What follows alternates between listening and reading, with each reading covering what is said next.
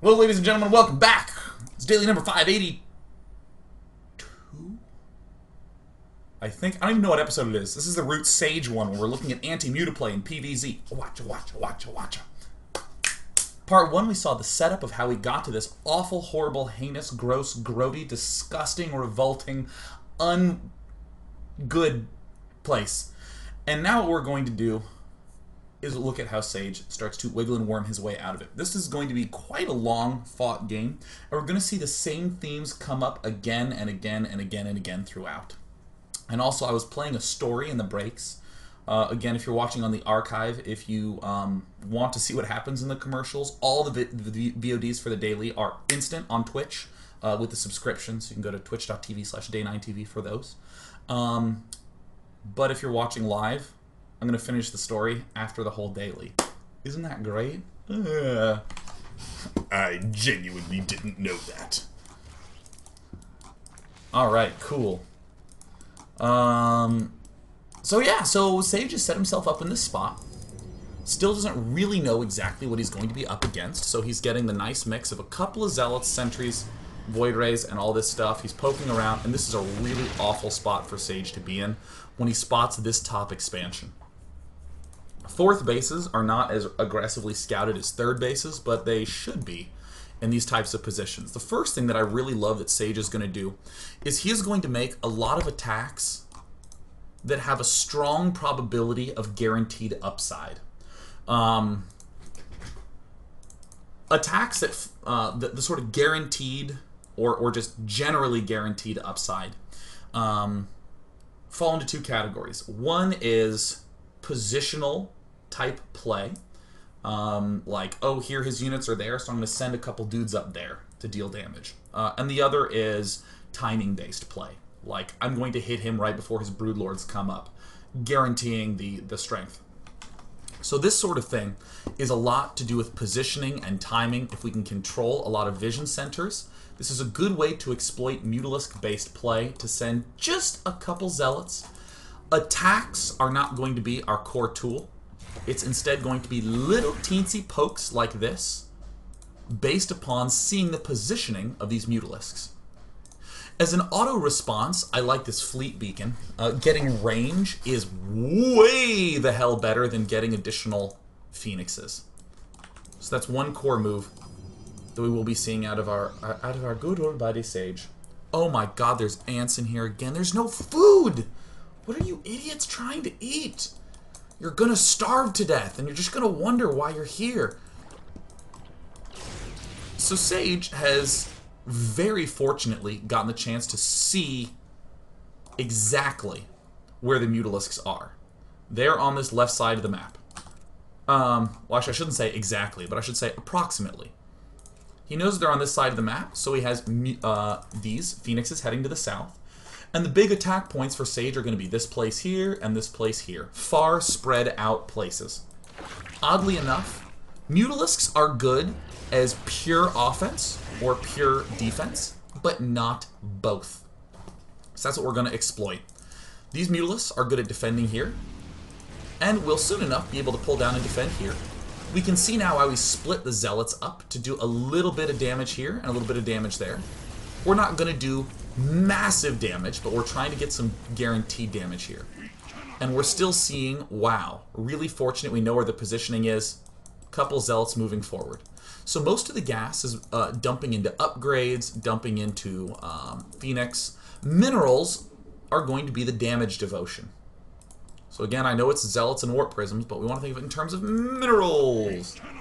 Spending the minerals. Even though we don't really want to be cut off, Phoenixes are fast enough that we can do this sort of thing, where we pull back and wiggle and worm our way around. Zealots successfully killed off a base. We've locked them down to 4 bases, which quite frankly still totally sucks ass, but you know, we're doing our best. Now, back here, this needs to be started up earlier on. We're very grateful to our Mothership Core. The Mothership Core should be thought of as the tool to allow the anion pulse crystals to be restarted. What I think is fortunate about our decision-making as Sage is that We want to be going for range to combat this very obviously large air fleet. If Zerg halts production of stuff, we don't want to be too overcommitted to air. So that's why we're going 1 Stargate. We're going to see a lot of other techniques that Sage is doing to also permit himself to do that.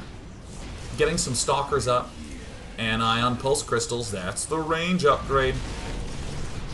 Really fortunate to target that stuff. I think the big error that Sage does make here is he just does not get the +1 air upgrades, which I think is pretty essential because Corruptors, we will outrange. Phoenixes will have range 7 versus the range 6 of Corruptors.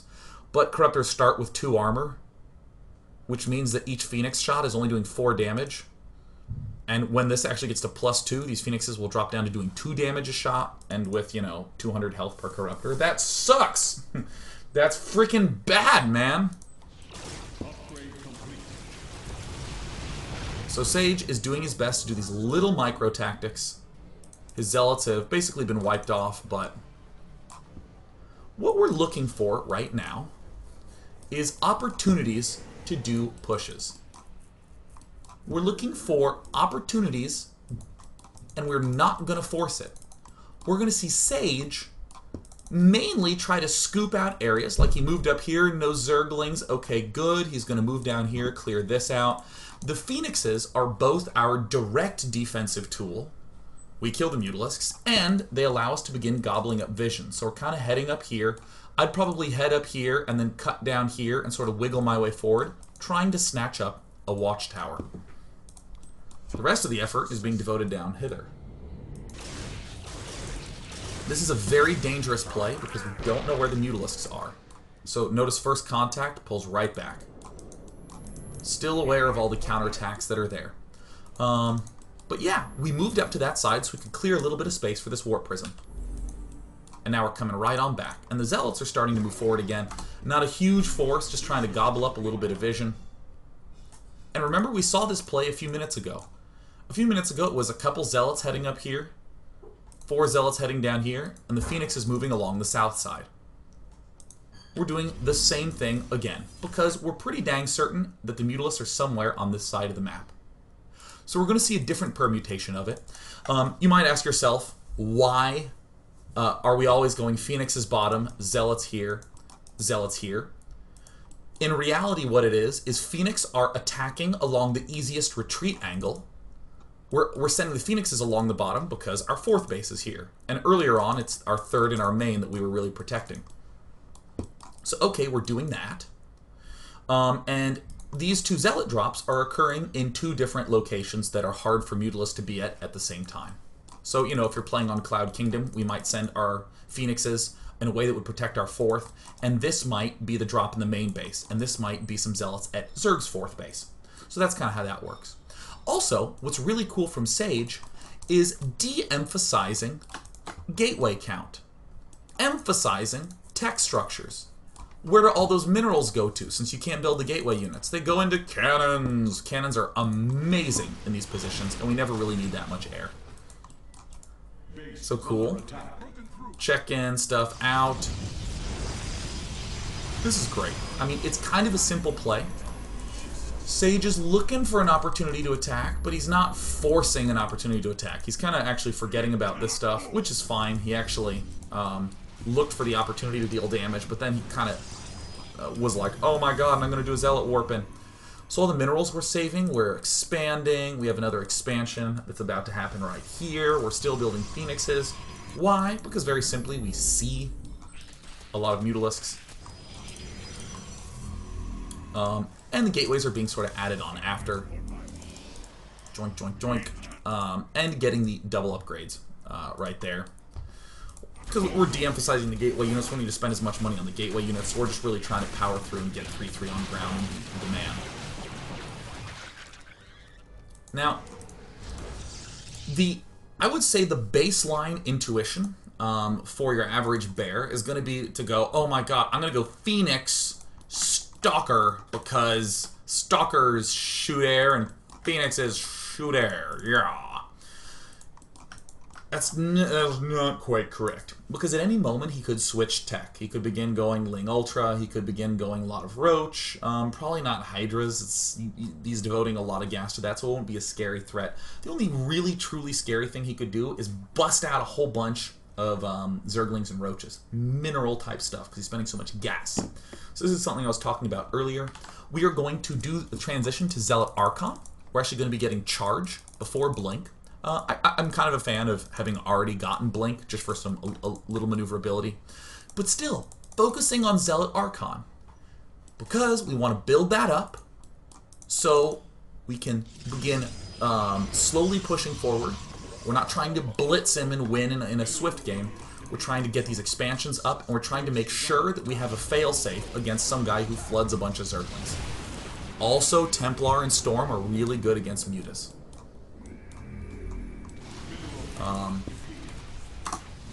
So Paranoid's doing this stuff. This is really annoying, but again, Mothership Core will save the day. Phoenixes come back. This is quite difficult to micro, but it's only difficult because Paranoid's really good. If you're at a lower level, it is as hard to do as your level, in short. So this is like a dream come true. He's like flying over all these cannons. We're seeing now why cannons are really nice, because true, while this is getting shot down by cannons, we also have the fear of a whole bunch of Zerglings striking any location at once. Not in large numbers, but in a sort of surprise situation. Now, I want you to note, compositionally, how happy we are that we're going Zealot Archon. A lot of players would just halt production of Mutalisks right here. Many of them would halt production of Mutalisks and just begin going Roach and that sort of thing. So the fact that we are going into Zealot Archon with a couple support units just wrecks Roaches, or Roach-based armies, and wrecks Ling-based armies. And we very fortunately, a little while ago, saw the Mutalisks were like here, so great. Let's kick those Warp Prisms into gear and do a little bit of damage. See, look at them Phoenixes outranging everything. Not 50 Zealot Warpins, just 2, just a little bit. Enough to do guaranteed damage, not huge damage. We're just happy to be doing some damage. So here's where I would say some push opportunities can begin to crop up. When we begin to see to ourselves, wow, a lot of his units are defensive here, and his Mutalisks are now on this half of the map. So this is really the first step forward that Sage has done. Sage, in essence, has knows that this top area shouldn't really have units, because he sees Zerglings here. Yeah, he just saw Mutalisks over here, so okay, here's a first big push. Most of the time, you'll see players just expanding and chilling as Protoss. Why is he attacking this base? Because it's in between the Mutalisk pack and the 4th. It's very tempting to want to go up here, but we leave ourselves open to counterattack from either. Still keeping good vision coverage. These totally whiffed observers are still doing good vision coverage. So freaking awesome. More important to prevent against counter than to kill base. Should this base want to be killed off, this War Prism could do some damage. Or maybe pulling a couple Stalkers off. If we had Zealots, those would be ideal, but we don't have any Zealots. More important to prevent counterattack losses. This is also another reason why I think Blink should be there. Just to be able to track down the stuffies. All this is brilliant by Sage. Absolutely brilliant that he did not over-devote to try to kill this off. Tries to come back, because killing an expansion feels like the most important thing, but killing units is also some guaranteed damage. In fact, Paranoid is getting pretty high on that loss count. I would also begin researching Storm here, and just get a couple Stormers. Don't want to put all the eggs in the Stormer basket. Alright, cool. We see some Mutalisks here. We know that we're probably not going to have counterattacks from up here, that's ground-based, so we're making another little poke forward. This would be a bad time to use this War Prism. This would be a good time to use this War Prism, because it's far away from the Mutas. Also, this War Prism's dead. next expansion that I'd probably want to take would be this one. This is also a possibility. Yeah, it looks like that is the one that Sage wants to be going for. And there's a really unusual logic as to why. We want our expansions to be easy to push from. We don't want to be too passive. We can gobble up bases at a little bit of an accelerated rate because this is a good harassment army. It's a really bad direct engagement army. But cool, Sage is really just trying to kill this base and just let Zerg have the other 4. Against Mutalisking players, you just gotta let your opponent have a lot of bases. And hey, Mutalisks are here. We have an army in between them and our Warp Prism. Yeah, alright! Kinda light on cannons at 3rd, which is understandable. Still wish there was a little teensy bit of blink in there. Just a little bit. I will still emphasize, this I think is the biggest error, actually. Yeah, no +1 air weapons is the biggest one, but this is looking kind of like a comfortable position for Sage. Not a phenomenal position, but we're seeing how little he is doing big attacks. The biggest attack he's done is killing this off and retreat. And even once he moved out there and totally retreated again. Only very, very, very ridiculously late in the game is Sage like, damn, maybe I should actually get some more Phoenixes up, because he just lost a whole lot. But if you can keep him alive, I would say try to avoid building extra Stargates and just begin building up that ground army.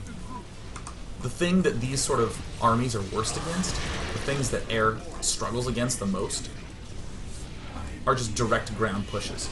We can't really do them because of the frequency of counterattacks killing us. But soon enough, if we're in the shoes of Root Sage, we're like, alright, yeah, he is going to lose eventually. Little Zealot counterattack when we're pretty sure the Mutalisks are not nearby this expansion. And they're not far away, but they're also not near. This is a little unfortunate, but I'd say still kind of a high percentage play. Mutalisks are bad at both defending and attacking at the same time, so this, even though it looks like it's going to be worthless, has drawn all the Mutalisks. Plenty of time for us to get our base up, plenty of extra time for us to get our Mutalisks up, plenty of time for that cannon to be killed because he was a traitor. So, alright. Feeling pretty good about Sage's position. Now, one thing that I wanted to note, I was discussing this game with a friend earlier, and he talked about how he thinks that Paranoid made a big mistake by getting his upgrades for Ling Ultra so late.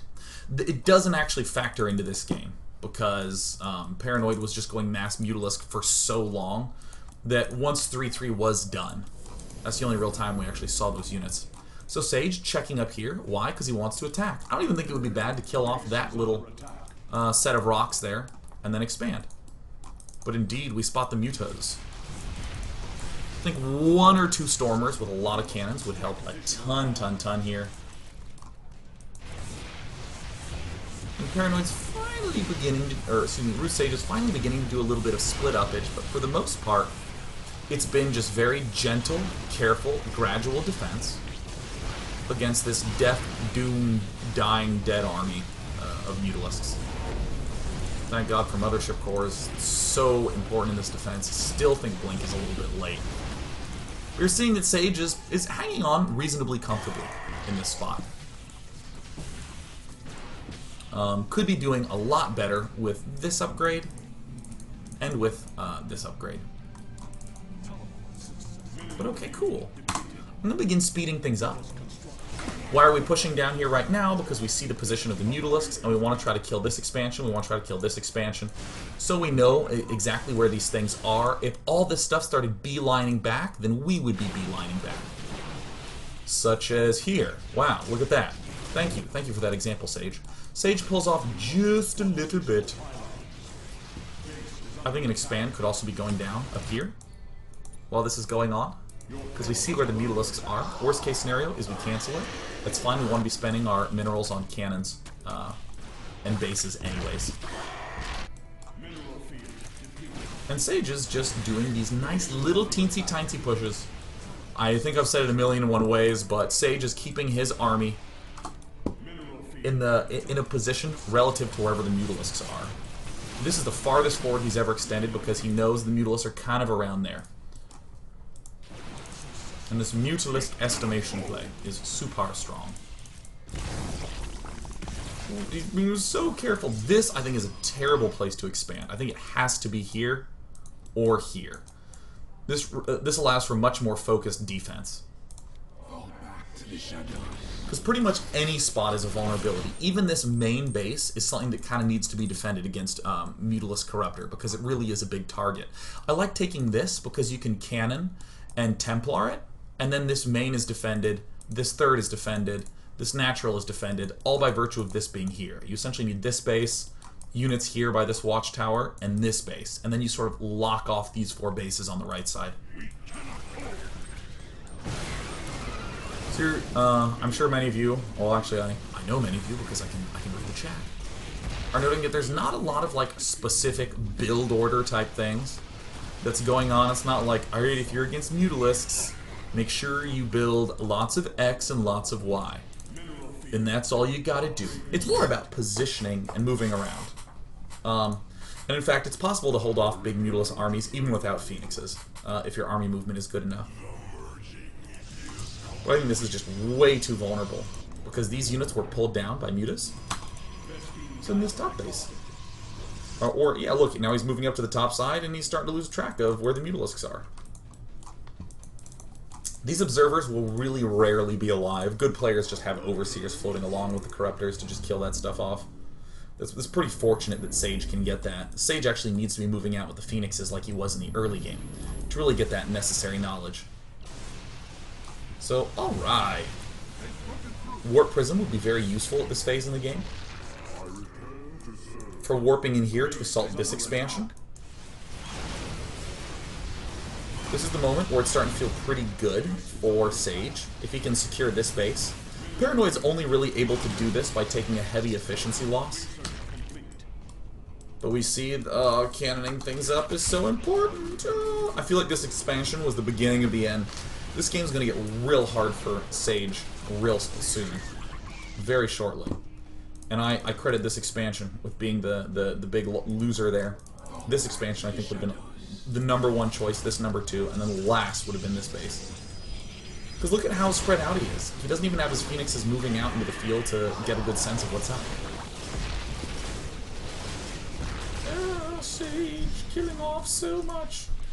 Killing things off so slowly, still at +1 upgrades. But doing okay.